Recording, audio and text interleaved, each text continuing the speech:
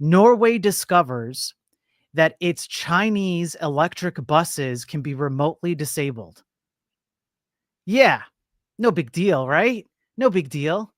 So they did an audit of the electric buses that they have, and it turns out that the ones made by China have a built-in mechanism that can make them completely unusable by the manufacturer.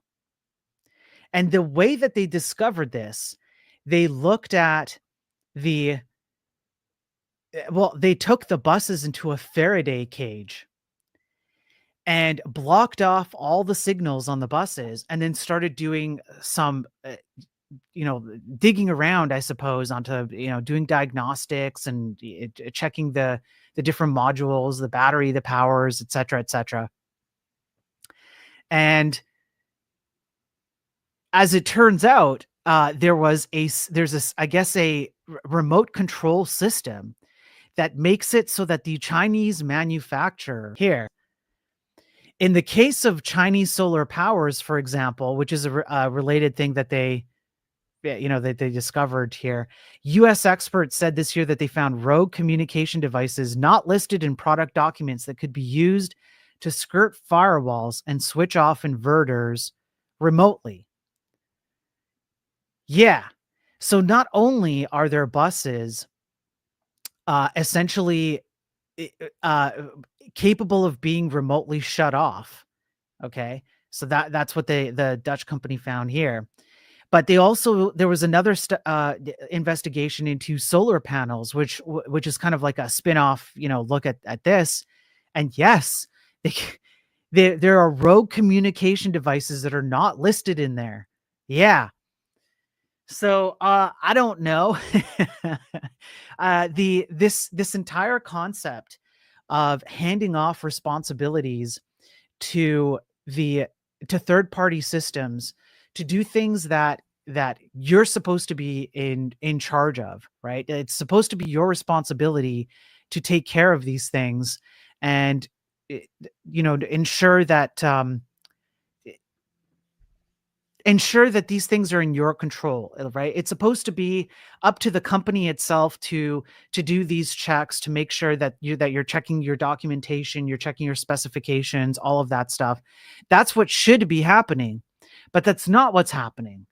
What's happening instead is people don't do enough of these checks, and instead what they do is they hand over their third party responsibilities to third parties, whatever it is, and these third parties end up just infiltrating all kinds of backdoor access to systems that you don't know about. And I've covered this for quite a while. What ends up happening in these kinds of scenarios is it's wild. You'll have like government agencies which do not know what they're importing. Microsoft had to stop allowing Chinese programmers to come in and help them with their internal systems for government operations. I kid you not. That's an article I covered. That was only a few weeks ago, I believe. And they said, okay, I guess we should probably stop using that because it's probably not a good idea. Or like if it's probably not a good idea if we allow programmers who are in China, who work with China, who work in China and with the Chinese government to come in and have access to systems that have direct access to US government systems. And it goes right here, it goes deeper, right? Because hardware, and put it in your buses, put it in your solar panels, whatever it is.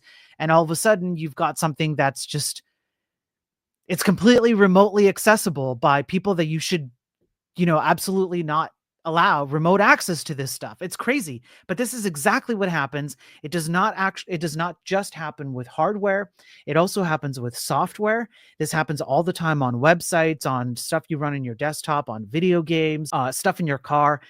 People offload responsibilities like authentication mechanisms to third parties, or they import third-party systems, third-party sets of code that you as a regular consumer are not aware is going on, and then they bring that into their existing software, and the idea is that you're supposed to hand off trust to these things. They just solve problems for you. And that and ultimately what happens is that these systems also get hacked. These software-based systems also get hacked because they have remote access tools in them.